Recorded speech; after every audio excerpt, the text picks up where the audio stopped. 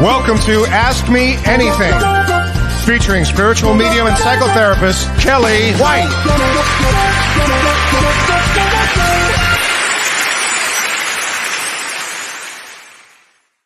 Hi, everybody. I am spiritual medium Kellee White, and welcome to Ask Me Anything.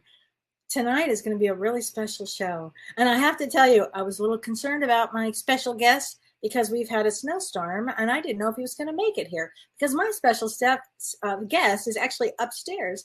So I'm so excited that he's here. But first, I want to say hi to everybody, and let's see. Hi, Kathy Shelton. Hi, Sue Clifford. Hi, Heidi. Hi, Ian. Hi, Tom. Hi, Sandra. Hi, Lori. It's going to be a really special show, everybody. Hi, Tammy from Alberta, Canada. Hi there. Hi, Lisa. Hi, Ann Margaret. Yeah, we're going to hear some tunes. Don't worry. It's going to be Theo's in the house. That's true. Theo's in the house. It's going to be so exciting. But before we start, I'm not going to do astrology today.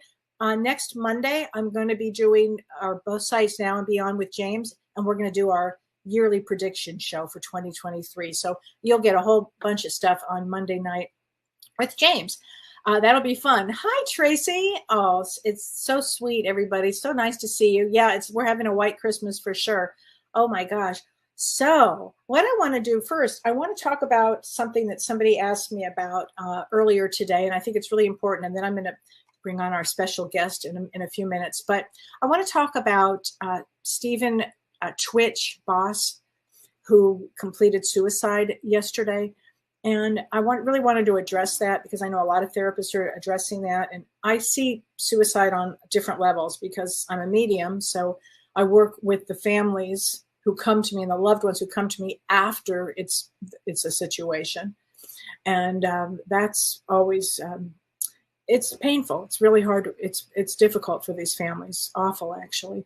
But I do want to talk about it from a therapy standpoint because what happens is somebody is in deep pain and they may feel that there's no way out. And it's what I've always tried to do whenever I work with anybody who is suicidal is I've always tried to change the dial on the brain. Like I had a woman that was going to complete suicide. I mean, literally going to complete suicide. And I said to her, I don't know what made me say this, but I said, if you ever do that, I'll never work again. And she said, you wouldn't? Why? And I said, because I wouldn't be able to get over the trauma. And it was in that realistic moment that kind of switched her brain. And she said, oh my God, Kellee, I can't do that to you. I'm sorry. And then she never, she may have had the thoughts, but she didn't do it. So the idea for me, when I work with somebody who's suicidal, is kind of to switch the brain, because often what I hear from the other side when they've completed suicide is that if they wish they could have just waited a day. Like tomorrow will be a better day. Tomorrow will be better. So I feel that, and I did not know Twitch. I know of him. I did not know him. He must have been in huge pain.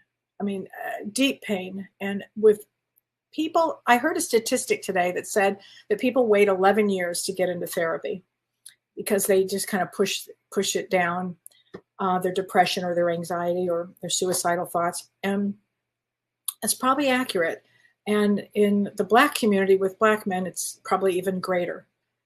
And it's very sad. And I worry because of the doors that it opens up with suicide. On the other side of that, I feel that this is a wake-up call, again, to many people out there. If you are in pain and you're suffering, please, please, please call the 911 or the suicide hotline. Please do that. There are people there that will help you through it. Okay. And I've had to use that number with people many times. So please use it. Okay. So that's really what I wanted to say about him. And we'll send a lot of prayers to him because that's a hard thing. And to his family, certainly here. Okay. So anyway, at this point now, what I want to do is I want to talk to you about my special guest, because my special guest is my brother, Theo Katzman, and he's my special guest. He's everything to me. He's so important in my life. And before I bring him on, though, I want to tell you about him, and then we're going to play a clip from one of his songs. Okay, so let me tell you about Theo. So Theo was born in New York, And he's an American multi-instrumentalist. He's a singer, he's a songwriter, and he's a producer he was based in Los Angeles. He's no longer based in LA, but he certainly works a lot in LA and all over the world. His musical style is a fusion of pop, jazz, funk, and indie rock. He's a founding member of the funk band Vulfpeck, which I have to tell you, they sold out Madison Square Garden, and has contributed to the works of several artists as songwriter and a producer. Theo's released 3 studio albums, with his 4th album coming out now in January. And he has a big tour coming up. I think he's going to tell us, but I think it's in March, which will be hitting cities near you. And he's just an incredible soul, actually. You'll see what I mean. And so I was hoping, Renee, can you play the first song, the clip 1 that we have? This is a song of Theo's that you'll get a flavor for Theo and who he is and what he's about. And I guarantee your soul will be moved. The song is called "What Did You Mean When You Said Love?" If you could play that.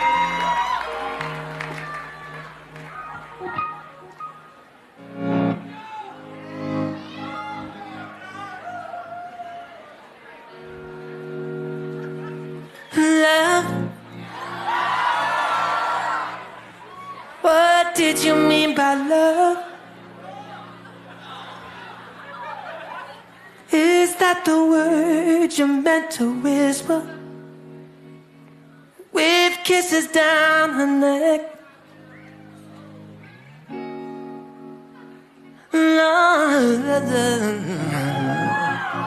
What did you mean by that? And what did you expect would happen? She pat you on the back, stand up and start slow clapping on love.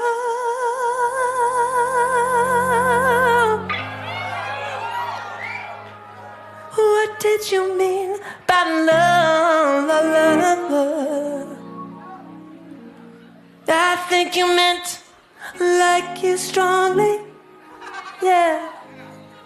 Unless you meant just your body, just enough to stay, but not enough to fall. Instead of giving up, what did you mean by love?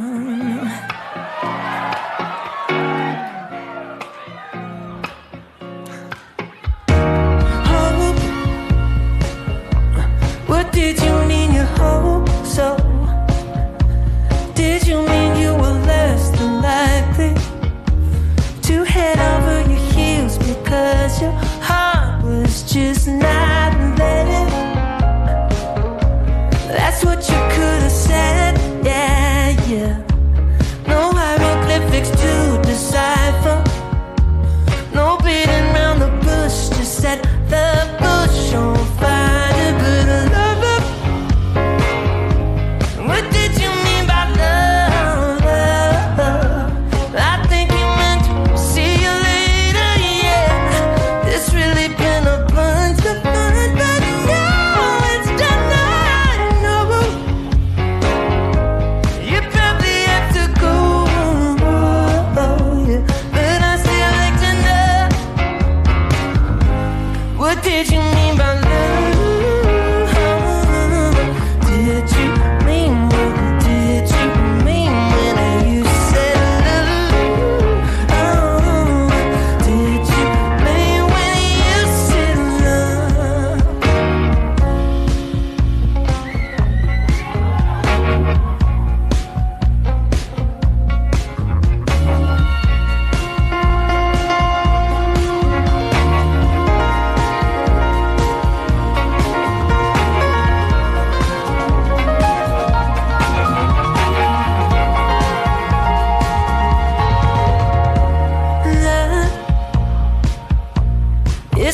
Just a word.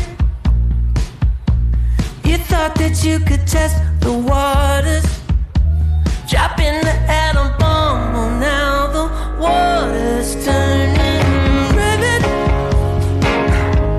and all the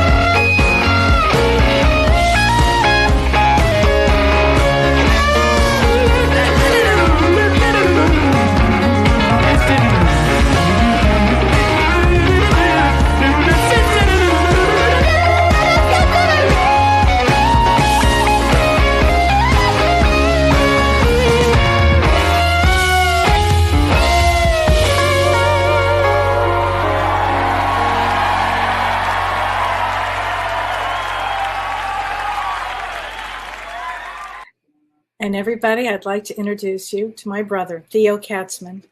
What's up? Honey, I'm so glad you're here. Me too. So honored to be here, Kellee.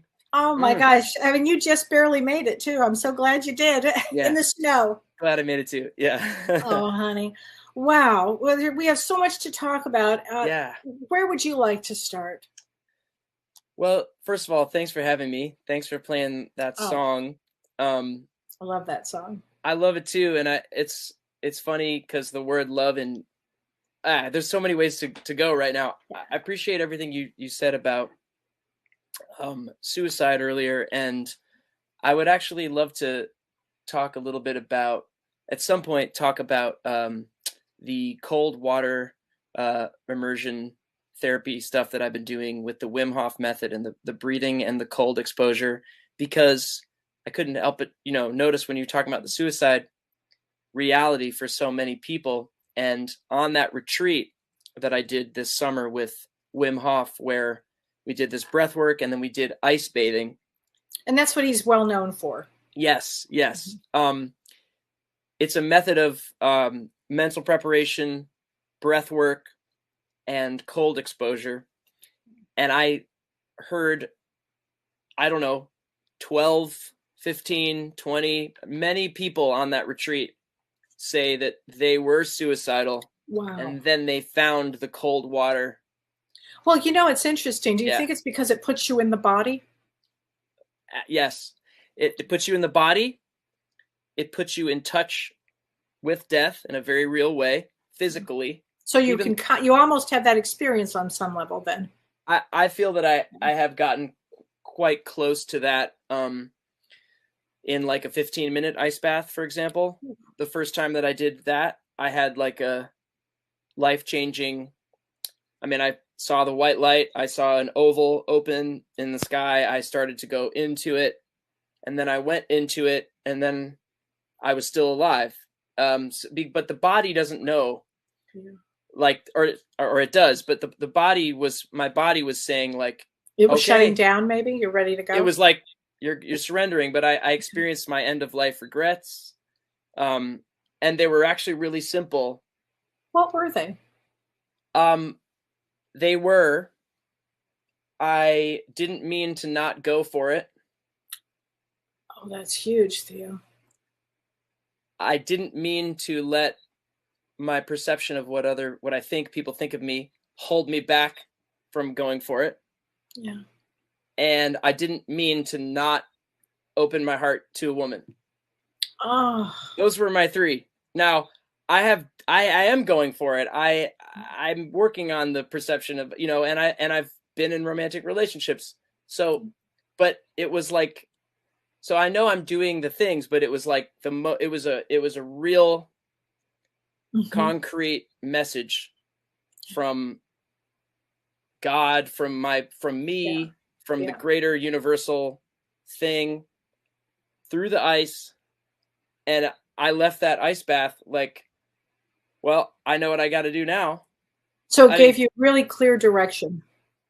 Extremely clear. And it's kind of, I know that I still, life is challenging. There's struggle every day, but I have felt since that moment that, and I try to do this practice every day, the deep breathing and the cold water exposure. Today, I couldn't get into an ice bath, so I had to take a cold shower. But like yesterday, I was in a part of Wisconsin that had a river that was below freezing, and we actually have a river here. and you know what I'm going to be doing tomorrow morning? Oh my God. I'm going to get into it. Yeah, you can do it. Yeah, safely. By the way, you don't want to just recklessly. This isn't about being reckless. It's a very specific practice. There's a preparatory protocol for breathing that you do before you go in the water, and there's a way you breathe when you're in the water. So we're not risking our lives here. Yeah. But what we are doing is we're putting our body in a situation that forces the mind to completely. You can't even have a mind in that level of cold for that. So there's no negative thought. You move through that, and then you have to find the place where your body accepts the pain of it. and you have to surrender. If you try to be tougher than the ice, you snap. And when people snap, they go, they have like a convulsive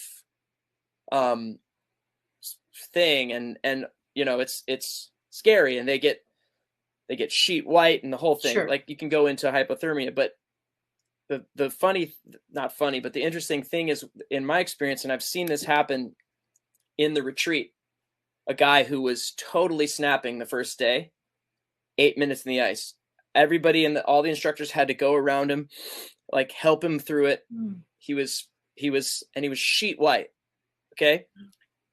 The second day was 12 minutes in the ice, and I was in a different bath from him, so I didn't see him what he did. Third day, I said, "Hey man, I'm going to do this with you. I'm here for you today." And he said, "Thanks, brother." And then we went in the ice, and about 3 minutes into it, I opened my eyes, and he's just like totally calm, smiling at me. Surrendered. Full pink pigment. Oh, wow. It was like, not only had he surrendered mentally, but his body had adjusted from 48 hours prior. Wow. So the body, you know, the principle here is that we evolved over a long time, and we had to be exposed to a wide range of temperatures in the cold direction, because, you know, we didn't used to have clothing, or we had minimal clothing, or we had to bathe ourselves in nature because there wasn't, you know, 78 degree climate controlled everything. And so our body has the physiology to withstand this cold, and not only withstand it, as I've experienced, and many who have tried this method of experience, is like, this isn't about surviving, it's about thriving. When you get into those cold temperatures that force your body into a state where you go, and you have to like depart from the mind, you have to depart from negative thought. You can't be anywhere but pure present. Yeah. And as you know, and people who have, I'm not, there's many portals to this kind of presence. You know, some people meditate. I love meditate, you know, full support for meditation. There's many, it's not like this is the one only way. There's many ways. And meditation is an incredible way. But this thing is one of the ways to get people into pure presence. And when you're in pure presence, there's nothing but love. There's nothing but strength. There's nothing but peace. So it's like, what was I worried about? Right. You know what I mean? Let me ask you about that. So, did it help you release trauma? Oh yeah. I mean, I cried. I cried very deeply. I screamed at some point. You know, I felt like a scream just rip through me. And sometimes people, and you see people in the ice, and they might be having like they might be screaming, like as if they're, you know, it's tremendous, like, you know, and you think it's, oh my God, they're in physical pain. But when you ask them, they go, no, emotional. Emotional. It's emotional pain. It's not, it's, yes, the physical pain is there, but because what you're touching death, I believe. I mean, they don't tell you that on the advertisement. They're not like, hey, come touch death, you know. And I don't, I do, they know this, they being Wim Hof and his team, I would think. But they're not hiding anything from you. I think it's pretty clear, you know, people are scared of cold, and for good reason. But it's not to be feared, it's to be respected. And what I now feel is like, it's in the same way that there is no dark without light, and vice versa, and yin yang, like other, this is not my idea. Duality. This is the reality. Yeah. Duality is the reality. In this dimension. Yeah. Well, there you go. So these things exist together, and they cannot be defined without the other. And so we live in a culture, this Western modern culture that is the only one I can speak to, that has gotten sort of advanced enough with our technology that we can actually live in a way that we actually like fully avoid any notion of death, even though the one thing we all know for sure is that every single one of us is going to die. And we I have actually, a time limit. Yeah. I prefer to say, like, you are going to be killed by life. I know that's a little intense, but it's like, understand this.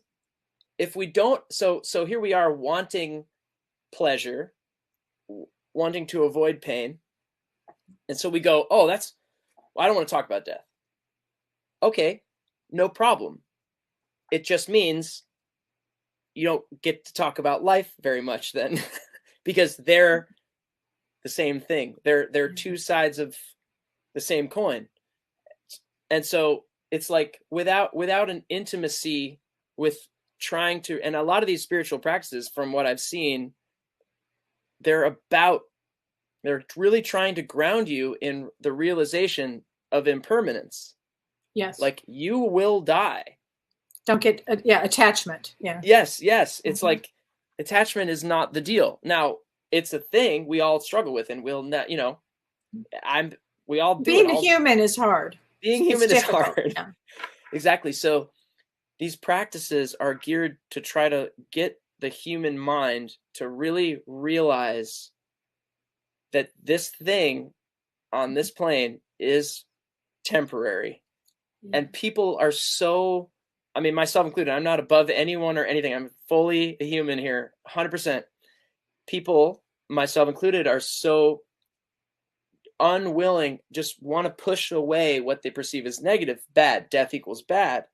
But as a result, I now feel that avoidance is impacting your ability to live a full life. Absolutely. Fear impacts everything. And exactly, for sure. And ultimately, fear of death. But did you know number one is fear of speaking publicly? I've heard that. Number and one. I have a theory on why this number is. Two. Tell me. Because you're being exposed? Well, because to be cast out of the Stone Age village in the Stone Age is death. Is death. Yeah. Because no human can survive the elements and do all the tasks needed to. We're a pack animal. So we have a highly tuned, what you might call like a sociometer, or like, how do people perceive me? Because it's like, yeah, in the Stone Age, if somebody didn't really like your vibe, you might get like kicked out, which means you're out like, of the pack, which means you're dead, which exactly what it means. But here we are. But the reason they have more of fear of public speaking than death is because death is too abstract to them in modernity. Whereas public speaking, we still go like, no, I don't want. What if they don't like the way I think? Right, because then I'll be kicked out and I'll die. What if they don't like my song? But the joke is like, dude, and I've struggled with this as hard as anyone ever. I know it might be hard to believe because I am a professional artist who's, doing my hold songs. that thought, because somebody actually wrote a question for you, a guy named Chris Ward, and this is the question for you, Theo. Mm-hmm. Chris Ward, he's a huge fan of yours. He says, how much doubt have you experienced in your musical career, Theo? He said, I'm a young musician studying music tech, and I experience doubt about the success or survivability of my future constantly. I really think I have been as far into the depths of depression and doubt in the realm of my life, my career, and whether or not I'm any good at all. I think I've gone as hard as anyone's ever gone in that realm. Like, I'm certain of it. So, Chris, in other words, I would say, yes, I experience it all the time. I experience it every day on a level. But what I can say now is that doing it is the calm. And this is the trick. This is the weird thing, is like, there is no guarantee. Your fear is founded, Chris. What are the chances of survivability in this with full devotion? I can't tell you. I really can't. I'm going on tour in the spring. It starts at the end of March. It's going to be basically March 29th through May 14th or something. But I have no idea if people are going to show up. And if they don't show up, I'm going to be tremendously screwed financially, to be completely honest with you. Tremendous. Like, I'll have to sell everything I own type of thing, because that's how much it costs to get the bus and to get the guys and to get the thing. On the other side of that, I know some extremely well-known musicians that, are icons that had that same fear, Theo. I know. It was a constant fear. Everyone does. So Mhm. what we need to start to learn to do is to use fear as a compass. It's like your fear, you can kind of, with enough practice, it is possible to start to notice the difference between intuition and fear. Yes. Like, Yeah. I don't know how to define it, and it's not easy, but with enough practice, you can start to go like, I'm scared of this thing. And I'm still going to do it. And that means I must do it. I must do it. Because of the way in which I'm scared of it. Like if somebody said, hey, do you want to give me all your money and bet it at the casino? I'd say no. And if for some reason I decided I was going to do that, I would be scared, but that would be because it's a stupid idea. I'm not supposed to do that. You know what I mean? Yeah. I would know intuitively that that's not a good use. The other thing is, Theo, you are passionate about your music. You're passionate about it, and it comes out in your music. Yeah, totally. My gift, I think, is my passion. I've been gifted. Our dad and my mom, both, very passionate people. Our dad had to be one of the most passionate humanity's ever created. So I'm the oldest of 4. Theo and I have a sister and a brother in between, and Theo's the youngest. So we have the same father. We had different mothers. Both mothers were incredible. My mother was incredible, and Judy, my stepmother, your mother, is incredible. And our father, so I had Dad on the front end of everything, and you had him at the back end. Yeah. Our agreement on the other side was probably like, I'll take him up front, and you take him in the end. And we're each going to need to help each other with that one. 100%. But one thing about our dad was, would you agree with the statement? He was the most authentic person you ever met. 100%. Most authentic, and our dad uncomfortably so. Like if he didn't like you, you'd know immediately. No, that was it. It was rough. I'd be like, Dad, you can't tell I'm 12. Like you can't tell John.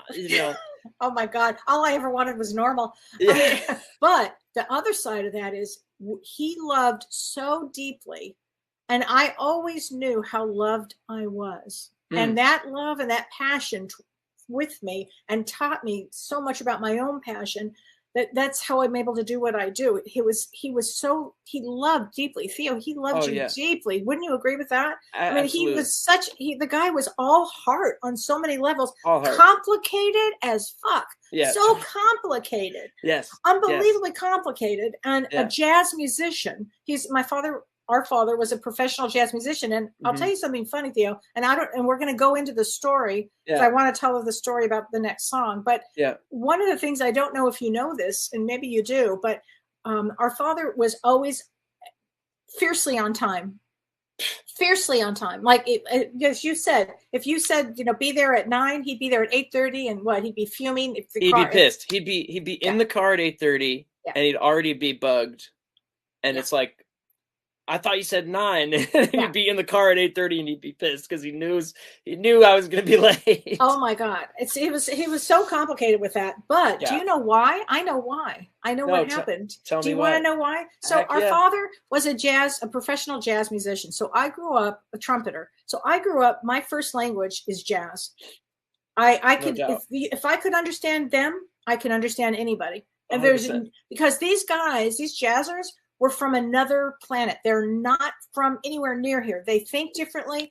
They barely spoke English, to be honest. And they'd be like, dig, they'd have all this other words, and you'd be like, people would go like, what is he saying? I always had to interpret. I was like a jazz interpreter. When I met Don, who is a professional musician, he said, "Oh, I'm so glad that you're not a musician." He said, "I'm just glad that you speak it." Because I speak it, it is from the heart. So anyway, Dad, the reason this happened is our father was on the Johnny Carson band. For the people that remember Johnny Carson, he was in the band. He's a trumpet player in the band. And he would always come late. Did you know this, Theo? He would come late. I'm going to surprise you with this. So one day, I think it was Doc Severinsen said, "That's enough. If you come late again, the next time you come late, you have to pay every one of these musicians." Wow. And he got there late, and he had to pay. Wow. After that, he was never late again. Stakes make the game, baby. Right? Amazing. So that's amazing. So I have to share with you this next song that we're going to talk about because it was so important in my life, and it was so important, and it's such a spiritual story. Yeah. It's an amazing story. But beautiful. So my mother my parents were married maybe 20 years, I think 20 years, Yeah. and they're long divorced. But when my mother was dying, I asked her, I said, Mom, who do you want to come and get you? Because when you pass over, you are greeted. There's somebody there that comes and picks you up. You never die alone. It's actually not possible. So I said, Mom, who would you like to come and get you, pick you up? And she said, I don't know. And I said, well, maybe your father, because I knew she liked her father. She said, no, not my dad. I said, well, do you want this one? No. This one? No. She thought about it and she said, I want your father. I want Lee. I said, what? You want Lee to come and get you when you pass? Because Dad had already passed 4 years before this. And she said, yes, that's who I want. And I said, why?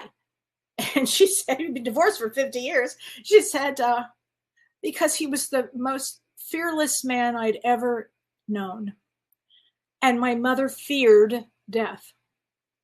A well-known psychologist, she feared death. Yeah. And so Makes I sense. said to her, okay, Mom, Dad's going to be there. So I leave Mom's house and I get in my car. I'm on the 405 freeway. The 405 in Los Angeles is a nightmare. And I'm in the car and I'm stuck in traffic. And I'm like, Dad, look, you have to do me this favor. You have to be there to get Mom when Mom passes. You have to be there for her. You have to be there. Please tell me you'll be there for her.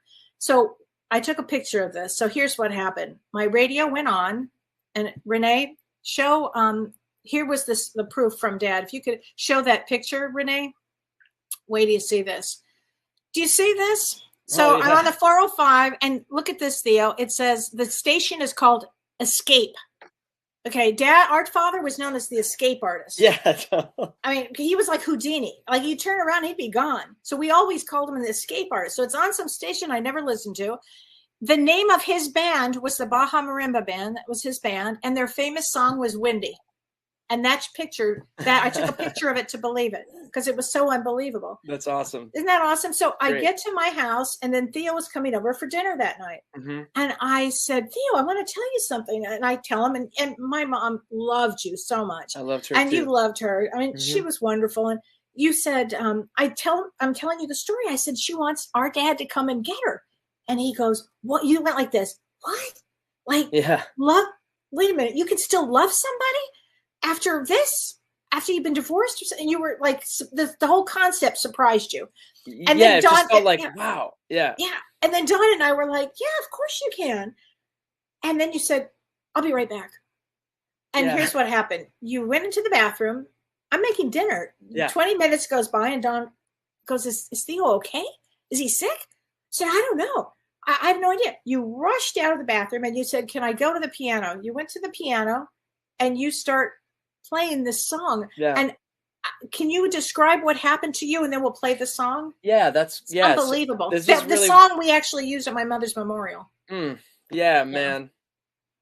So the thing with songwriting for me is like, I can never remember doing it, which might sound crazy. I like remember the moment before, I remember the moment after. I'll be like, oh, I'm going to go sit down to write. But when it actually starts to come through, it's like I black out or something. It's like, I don't really know what happened.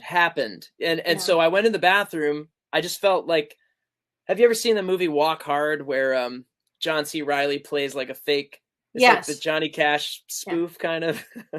Anyway, he has this theme in the movie where like, he'll go like, and it's like, he's getting a song, and he goes, Right. someone says something and he goes like, it was kind of like that. It was like, I started to have that feeling, went in the bathroom, and just the whole lyric came to me like with a melody at once, which sometimes happens. And it doesn't even make sense because how could you have like 3.5 minutes of like information come to you in one download, like moment Yeah, kind of it. yeah. It's like, so exactly. It's like a download. And so I left, I don't know. I was in the bath. I just sat alone in the bathroom because I could feel it coming and I didn't.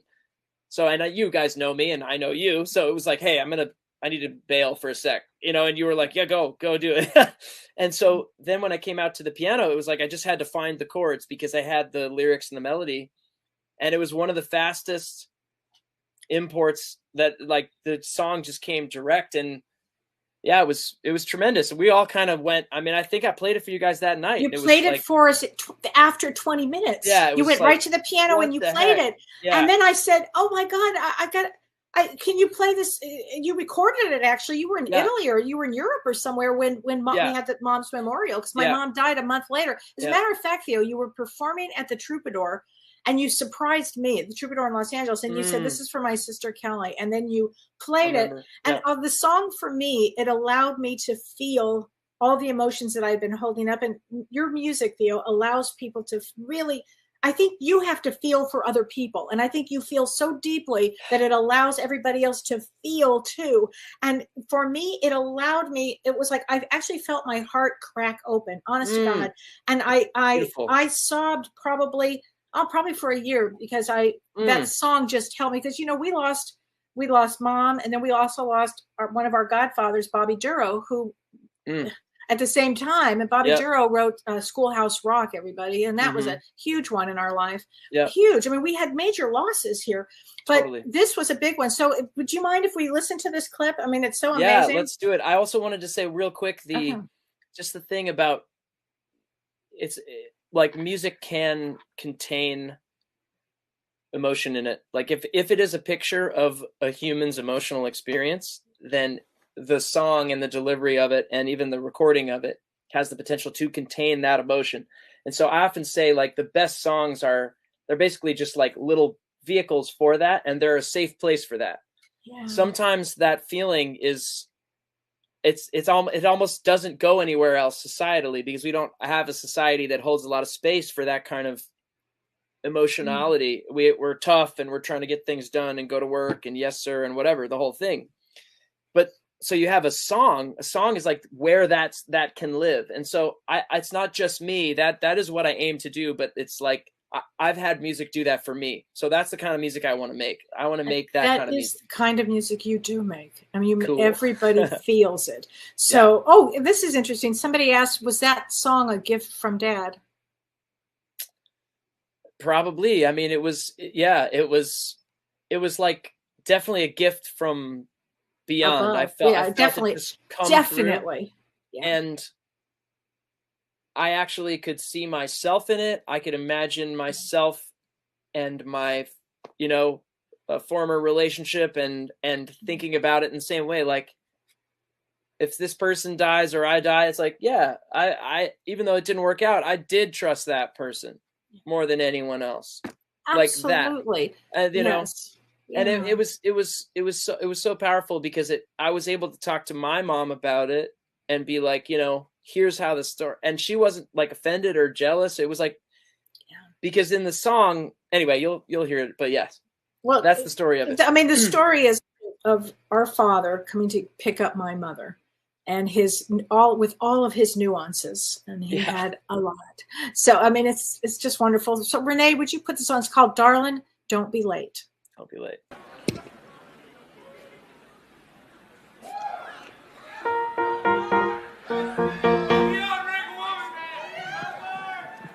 So this next song, I wrote it from an interesting perspective. My father passed away about 7 years ago, and I was talking to my sister over at her house one day. We have the same dad, different mom, my half-sister. And her mother was dying, and we got to talking about, whether they would meet up in heaven or not. They hadn't seen each other in a long time, but obviously they spent a lot of their lives together, and it just got me thinking, like, I wonder if we get to kind of keep the same personality, same quirks, same clothes, maybe even the same car up in heaven, I like to think we do. Anyway, this is written from that perspective.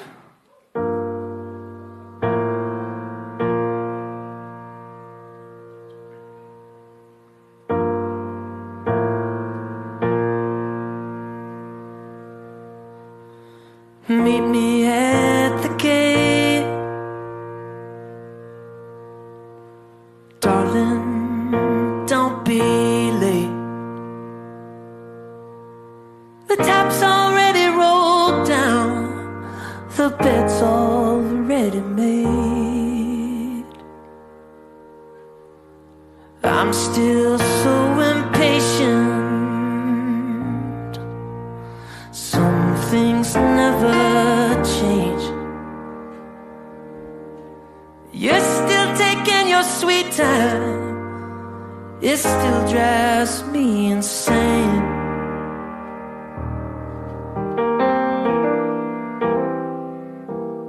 I'm still wearing my faded t-shirt, driving an orange Beamer. One more goodbye, then I'll be on my way. So darling, don't be late.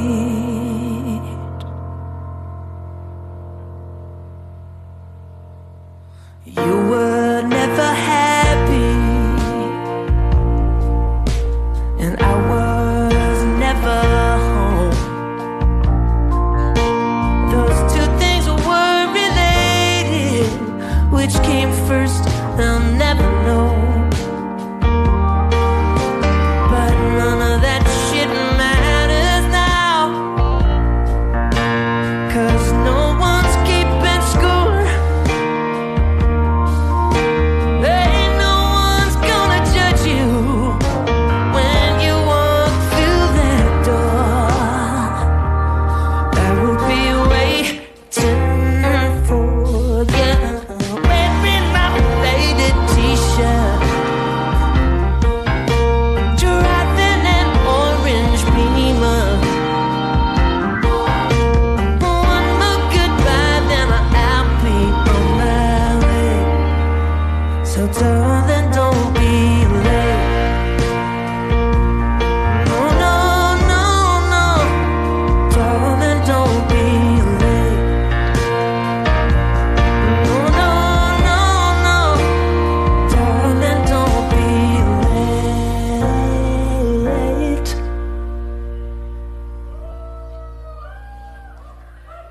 I know that you're worried,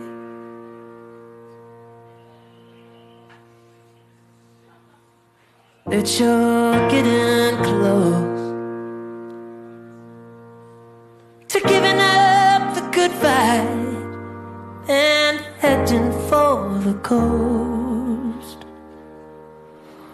So when you meet that moment, just know that you'll be safe. Yeah, get you on the flip side of that white marshmallow haze. But you know that I hate to wait. I'll be wearing my faded t-shirt, driving an orange Beamer. I'll be smoking Elysia River. I've been waiting so long just to see ya, so I can kiss you goodbye, then I'll be on my way. So darling, don't be late. Oh no, no, no. Darling, don't be late. No, no, no, no. Darling, don't be late. No, no, no. Darling, don't be late.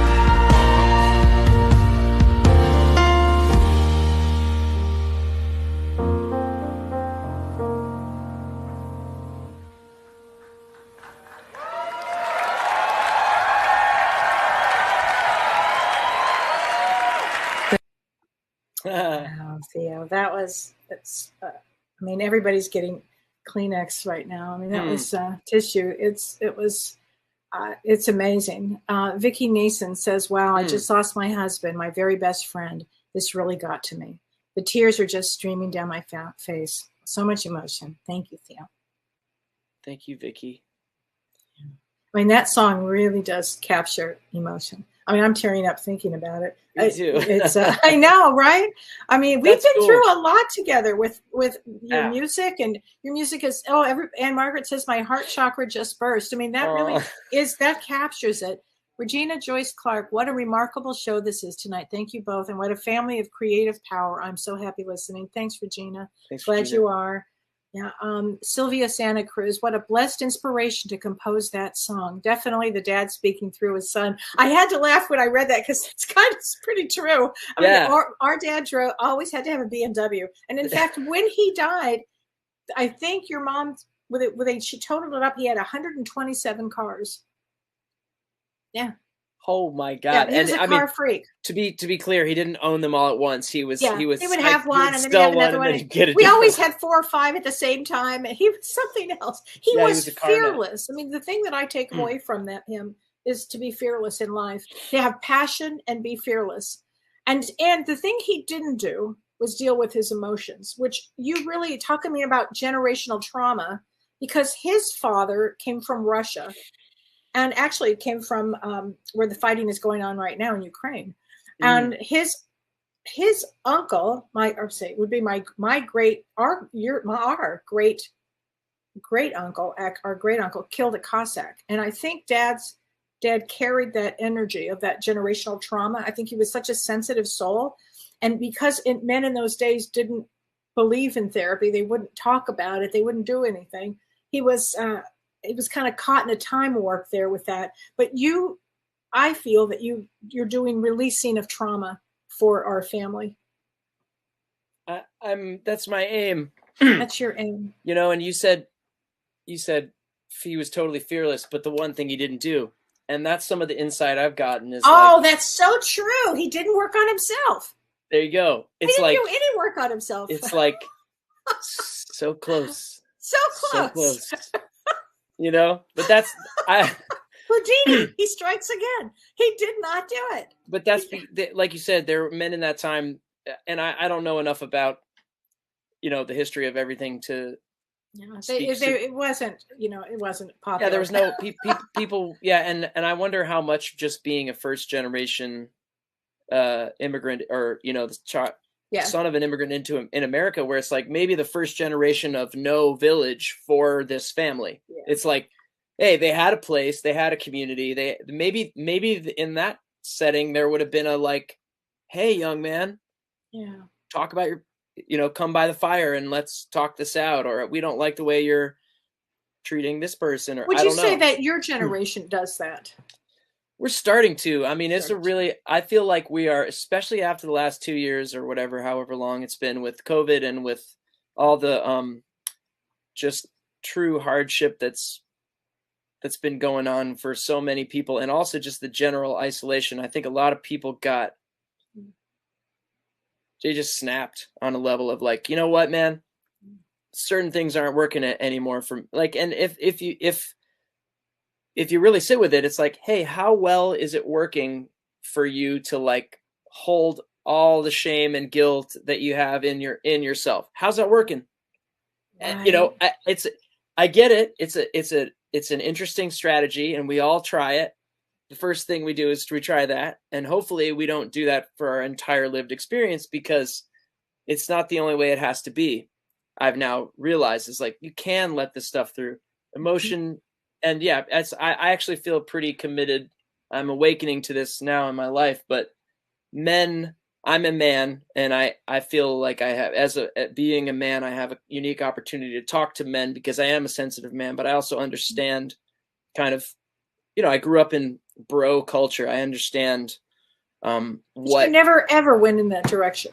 I didn't, but you understand it. I understand it, which is to say, I can see how little so many men are ever talked to about anything. Nothing.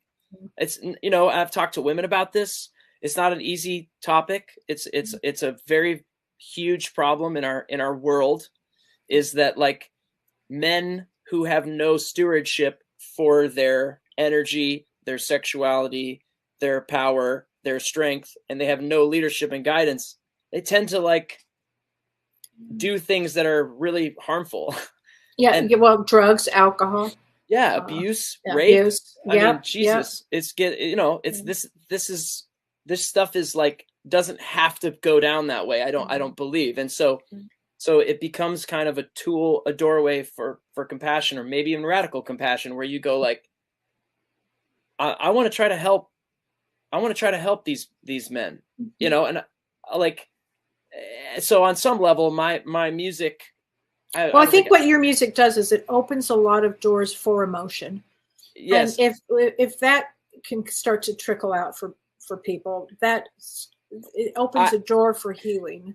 That's my aim. So I haven't said this like publicly, but I feel like this is an appropriate place to say it, is like my music is for I'm saying it through me to hopefully touch others and promote healing. And the thing I haven't said is like, I'm hoping that it heals men, because I'm hoping it opens. You never told me that. That's so interesting. And I love the women in my life more than anything in my life. Totally. So it's not an either or, but it's like, I think I've just noticed that after concerts, it's very common for a certain kind of male human to come up to me and go like, "Hey dude, I just want to let you know, bro, kind of look away and go like, like that song you played like about your dad, man, like I really appreciate it, bro. Thank you." And then they kind of scurry off, and it's like, gosh, that's so deep to me. I know I made a. You popped a pin in it. You did, because that's hard. That's really hard for a certain kind of guy. So true. Not every guy is like, hey, gushing emotion like me. Like, right. I understand now that that's more rare. I mean, I always knew it was kind of rare, because I'd be everyone's like, "Hey, Katzman, what are you gonna play baseball? Are you gonna play the drums?" And I remember that because you were an incredible. You did a lot of physical work. Yeah, you're an athlete as well. Yeah.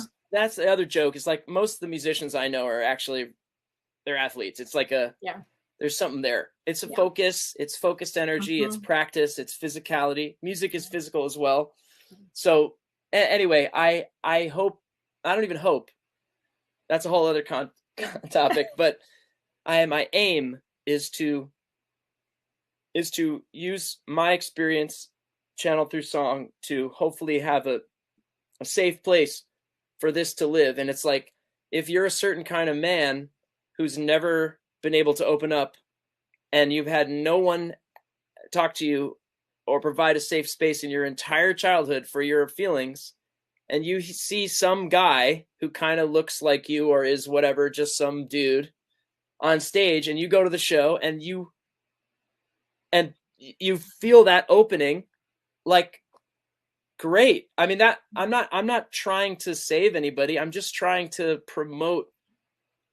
I feel that I have an opportunity with my work to be absolutely. I mean, that could be your sole purpose, honey. That is my soul. We all have a soul purpose, and that would be yours. I want to help. I'm here for incarnation. You're here, and I think that everything that you've had to go through with, you had big loss early on because our father died when you were young. Mm-hmm. Well, you were what, early 27? I think mid 20s. Mid 20s. But I mean, that's early. Yeah, I've had some loss, and I've had some heartbreak, and I'm really grateful for it. In fact, you wrote an album called Heartbreak Hits, right? I did. Yeah. From all the heartbreak. Yeah. In fact, I remember people said to me, "Did he ever get his heart healed?" And I was like, "I think so." Well, I mean, I this might sound weird, but like, you better pray that your heart gets broken. Like, it's true, because it cracks you open. There you go. So true. It cracks you open, and then guess what? You're allowed to.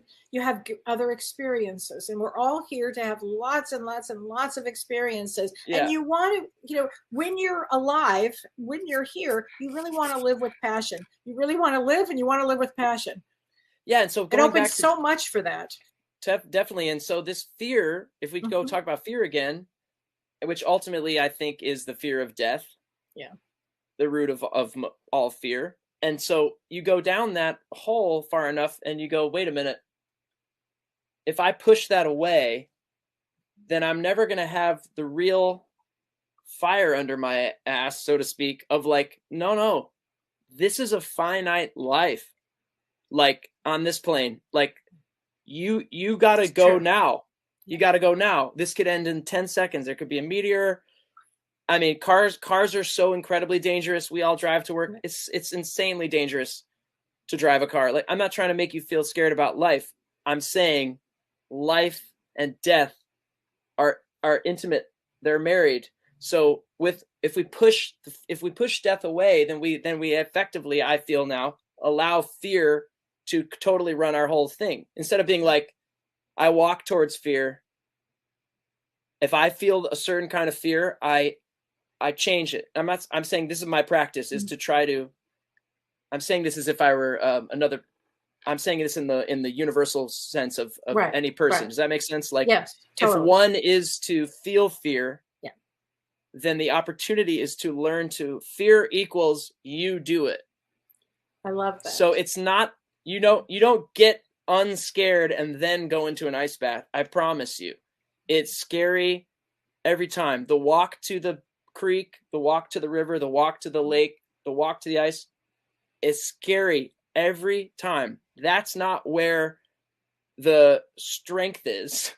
Yeah. You don't have to have any strength. You don't have to have any courage. You don't have to be brave. What do you mean you don't have to be brave? What I'm saying is you have to do it. And that's where those things come. You go, oh, like bravery, courage, love, these things happen in presence. They don't happen conceptually. It's like very true. In the conceptually presence. is whatever. You could get distracted away from any concept in any given moment. But when you go into the ice, can't be anywhere else. So it's a way, it's like a physical analogy, like a physical analog for facing developing intimacy with fear. Yeah, absolutely. Gosh, Theo, I love that. And it's free. And I mean, your cold shower is pretty much, most people, yeah. No, you're I think, right. who are watching this show, I would imagine they have access to a cold shower. If somebody wanted to learn about the Wim Hof method, how would they do that? Go on YouTube, type in Wim Hof method. WIMHOF. Wim 2 words. Hof. His 2 name words. is Wim, and then space HOF, Wim Hof. Okay. There's a great documentary, a little mini doc, like a 45-minute documentary for free on YouTube by Vice. That's like a sort of, it's from a few years ago when he was kind of starting to become more popular, and people are like, what is this guy? This guy broke the Guinness record of longest sitting in ice for 2 hours or something without changing his core body temperature. What's going on? This guy's crazy. And so it's a documentary on him, but then there's a number of, he's got free guided breathing exercises. He teaches technique in like 10 minutes. Wow. And so I have to say, and I'm not getting paid for this. It doesn't matter to me that I'm not doing this for my own benefit. But I really want people to know that the most, by far, nothing has even come close to this is the most calming, anxiety reducing, stress managing technique I have ever done in my life. And nothing even comes close. And I'm talking about whatever, any of the, tea, marijuana, whatever, ayahuasca, any of that. And I have deep reverence for plant medicines. I haven't talked about this publicly either, but I've shared it with you, Kellee. I've had like tremendously significant psilocybin mushroom ceremonial use experiences that helped me very much go into past trauma and unlock it, release it from the body. That's a real thing. And I've had that experience, and I would take a bullet for that shit. Like I saw you totally whole shifted when you did that. Now, by the way, shift. this isn't drug culture. This isn't like let's getting get high. This not that at all. No. You leave that shit. You never drink again. Like, you don't want to drink. What are you going to drink? Like, no. This isn't a party. And I'm not judging anyone who wants to party with these sacred medicines, but I have to say, like, they are for something else. Like, if you go in with the medicine, it's scary, because again, it's facing, well, what if I lose yourself. My mind? Yeah. And I'm kind of like, you better lose your mind. I mean, your mind is the problem. But you have to learn to love your mind. And you have to learn to Right. love your, what I'll call self. That word yourself is it feels to me now, I get a sense that it's almost like a linguistics error that we put it as one word, yourself. So people mistake yourself for you, but you, it's two words. It's yourself. You have a self, just like you have a hand, or you have a nose, or you have a hat. Yeah. But the self is in the mind somehow in the way of that deeper you, which the plant medicines can help you. They can put you in touch with that. And for that, I am eternally grateful. So I'm not making a hierarchical comparison with any of these modalities. I think it's a huge part.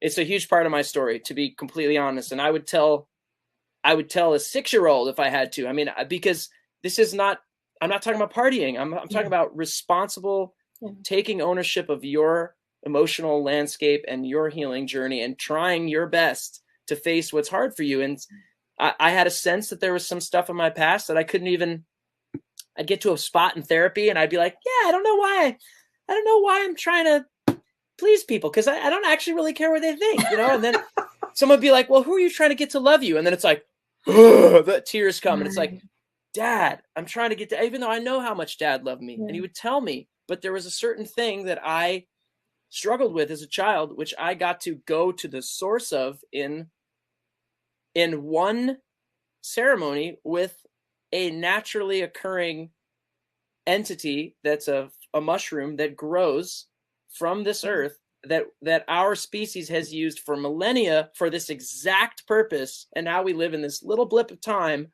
where it's stigmatized and illegal. And there's plenty of history on why that is. I think it's probably pretty obvious to people why this is a threat to many things. Like if you can do, and so is the Wim Hof method. I mean, that is the most punk thing. It's like, I met people who were in tears talking about getting over a lifelong addiction to Oxycontin and getting off all their rheumatoid arthritis medications because of the cold water therapy. Wow. Now, again, that's free. Yeah. Now, I know if you live in California, you don't have an ice bath, maybe it's expensive. I get that. Well, a cold shower, you said. Yeah, but like the power of your body in cold water. So all I want to say about these different modalities is that the psychedelics have been huge for me, hugely transformative. And you do not do them every day. I mean, this is like, and I know people microdose. I've actually never done that.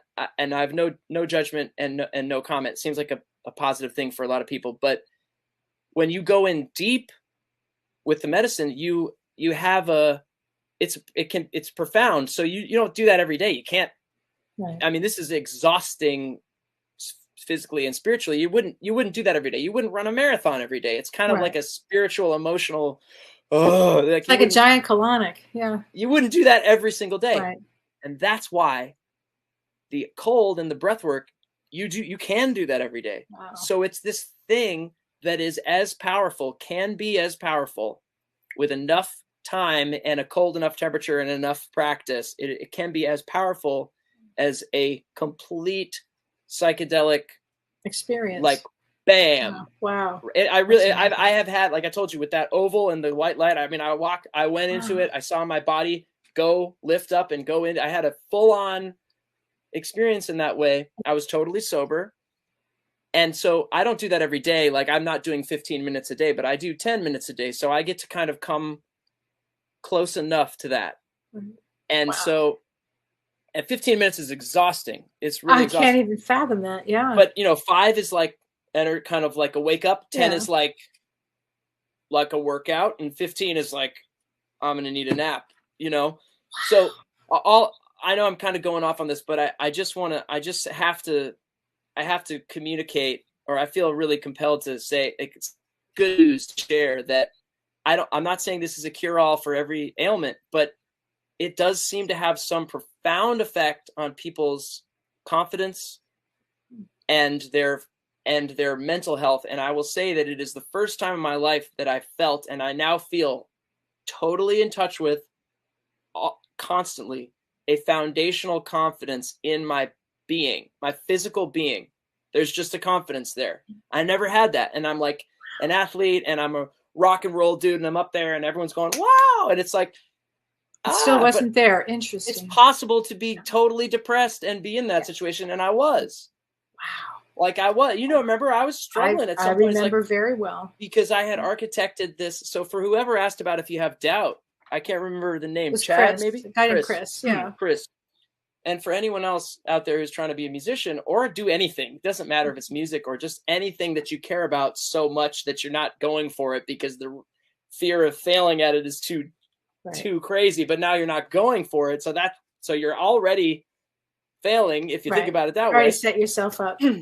So anyone in that situation, I just want to share that one of the motivators for me, which without realizing it, there's the love of music. That's natural. That was emergent.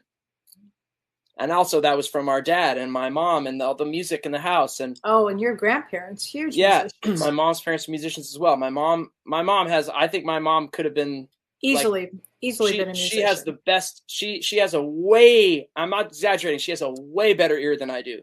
Her ear is amazing. Crazy. And she actually has a jazz program. She's amazing. She can sing bebop, like she can sing Charlie Parker solos from memory. She's a freak.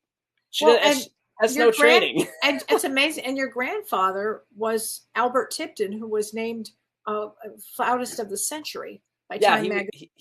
He was an influential. I mean, you really have the genetic components for musician, totally. But also would come in with a lot of the other pieces of it. Well, I think the thing that I keep saying, the thing that I want to stick a landing on, seems like it's everything I'm trying to stick a landing on. So I guess I'm welcome to me, but this thing of when there's the emergent desire to play music, that is because of the love of music, but then there was this desire to get love from others, and I didn't know how big of a motivator that had become. My self-worth had become so tied to the approval that I was on this kind of like warpath. I mean, I was still, hey, how's it going? Still a nice guy. But internally, I was on this warpath of seeking approval.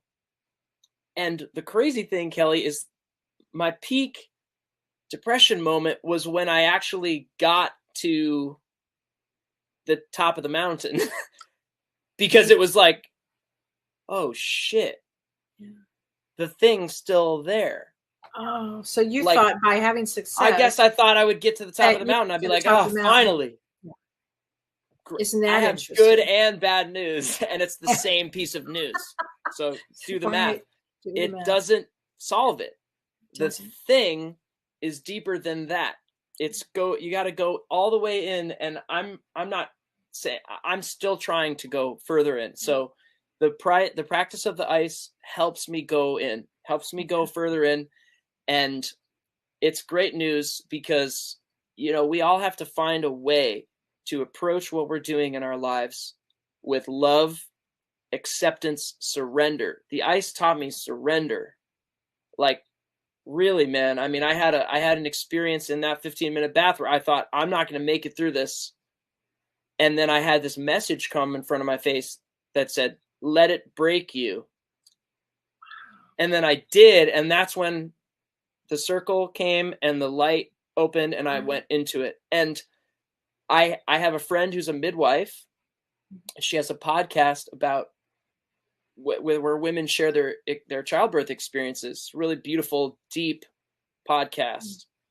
It's called Milk Trails. It's my friend Haley. And she was sharing her own story of her own birth.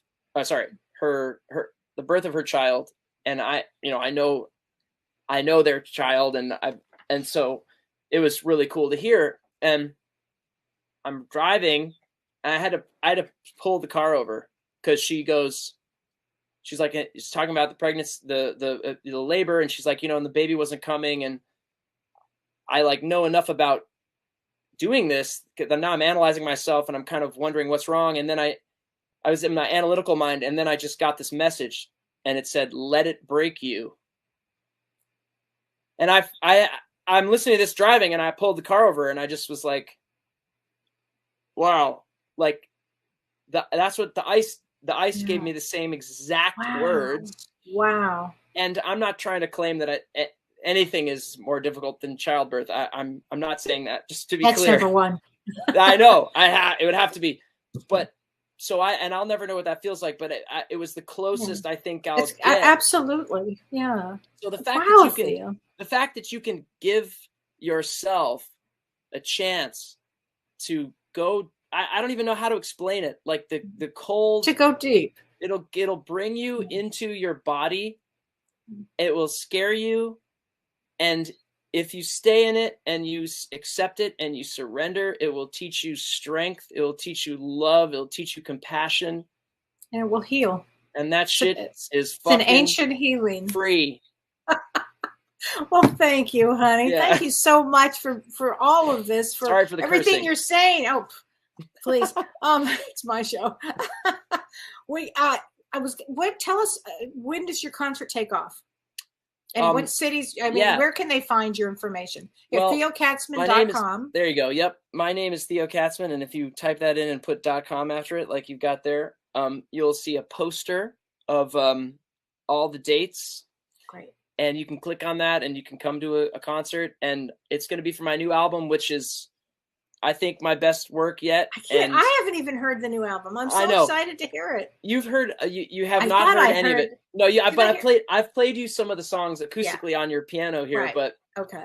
But I think you're gonna love it, and even if you don't, I think you're gonna know, you're gonna feel what I'm putting into it. I'm gonna love it. I'm gonna love it. And when it comes out, I'll post it up here. Cool. For everybody. It deals with these themes. It's like, it's really my journey over the last couple of years of dealing with these themes and starting to really dig into some of this healing work and really try to develop more of an intimacy with my own pain. And that's another thing with the cold is it's just, it hurts, but it's, it's possible to experience pain without suffering. Okay. So, wow. Here's a question. Lindsay says, when is that album coming?